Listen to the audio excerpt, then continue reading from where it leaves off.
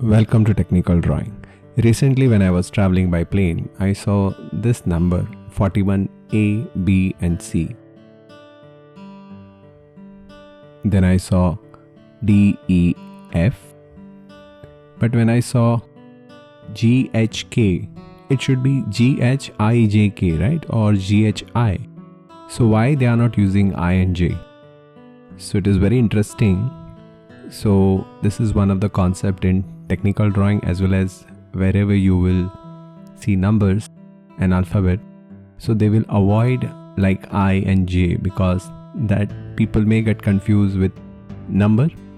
So whenever they will find something similar to number, they will avoid using it. So that's why if you see in aeroplane especially, they will avoid I and J.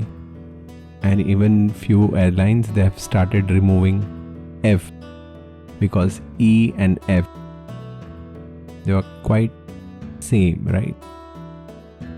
So next time when you travel by any aeroplane, please see these numbers and ask the people around if they know this.